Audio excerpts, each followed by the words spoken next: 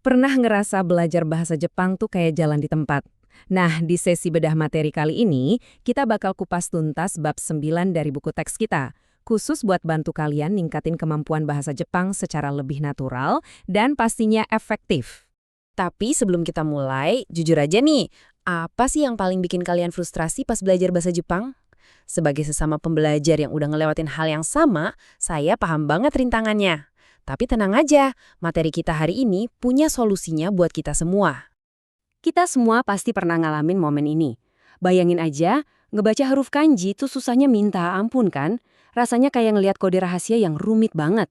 Terus giliran harus ngerespons percakapan sama penutur asli, tiba-tiba panik dan ngeblank.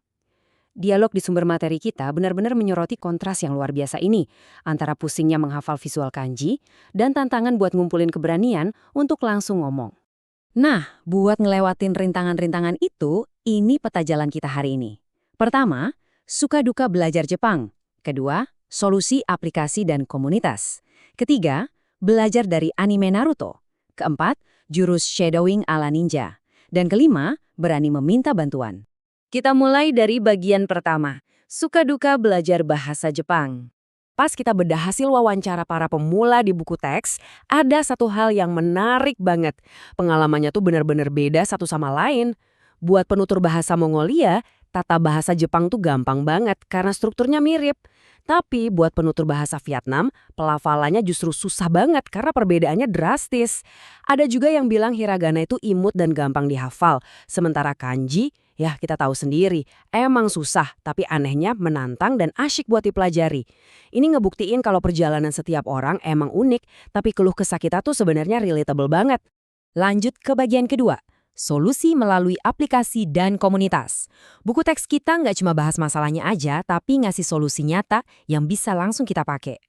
Coba dengerin kutipan dari forum tanya-jawab di materi kita ini. Bunyinya, buatlah teman orang Jepang dan banyak-banyak ngobrol. Kalimat simpel ini benar-benar nampar kita dan menegaskan seberapa besar kekuatan sebuah komunitas buat kemajuan kita. Poin krusialnya ada di sini. Coba bayangin pengalaman seorang pemula. Awalnya pasti malu dan ragu buat mulai kan? Nah, solusinya kita bisa mulai pelan-pelan dengan merutinkan belajar pakai aplikasi setiap hari. Nanti rasa percaya diri itu pelan-pelan bakal tumbuh.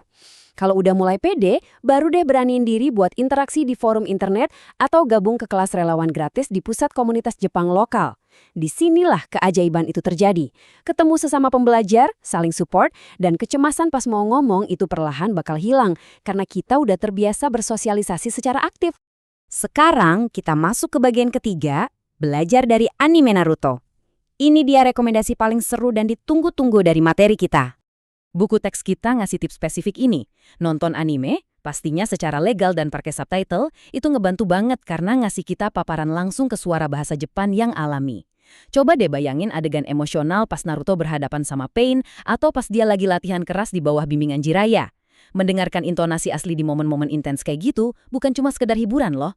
Telinga kita secara nggak langsung dilatih buat nangkep pelafalan native, meredakan kecemasan berbicara, dan pastinya ningkatin kemampuan listening kita secara drastis. Lanjut ke bagian keempat, saatnya kita perkenalkan teknik pamungkas yang disaranin banget sama pengguna forum di materi kita, jurus shadowing ala ninja. Buat yang belum tahu, shadowing itu ibaratnya gini. Kalian dengerin audio bahasa Jepang, entah itu dialog dari buku teks atau scene anime, terus kalian langsung ngulangin kalimatnya keras-keras di saat yang hampir bersamaan. Bener-bener nempel persis kayak sebuah bayangan. Gimana cara prakteknya? Gampang. Kita pakai kutipan legendaris Naruto ya.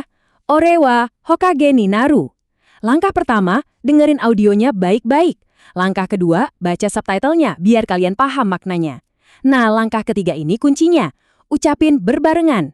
Nggak usah malu-malu, teriakin aja Ore wa Hokage ni Naru bareng sama karakternya. Meniru intonasi asli ditambah emosi pantang menyerah ala ninja ini bener-bener ampuh banget melatih otot mulut kita buat ngomong senatural penutur asli. Terakhir, bagian kelima, berani meminta bantuan. Nah, pas kalian udah mulai aktif di komunitas dan pakai jurus sekali shadowing tadi, pasti ada momen di mana kalian ngerasa mentok. Di sini, struktur tata bahasa Te Moraimasen ka dari buku teks kita jadi penyelamat. Ini cara yang super sopan buat minta tolong. Misalnya, kalian lagi di kelas komunitas dan nemu kanji yang ribet. Tanya aja, yomi kata o oshiete moremasen ka? Bisakah Anda mengajari saya cara membacanya? Atau kalau lagi bingung sama sebuah dokumen, pakai kalimat moi ichido setsume shite moremasen ka? Bisakah tolong jelaskan sekali lagi? Berani bertanya pakai kalimat-kalimat ini justru bakal mempercepat proses belajar kalian. Sebagai penutup sesi bedah materi kali ini, saya mau ninggalin satu pertanyaan nih buat kalian. Anime apa yang bakal kamu pakai buat latihan shadowing pertamamu? Apapun pilihan animenya, manfaatin aplikasinya buat belajar rutin, cari komunitas, dan yang terpenting jangan pernah ragu buat minta bantuan pas kalian butuh. Terus semangat belajarnya ya, dan sampai jumpa di sesi bedah materi kita berikutnya.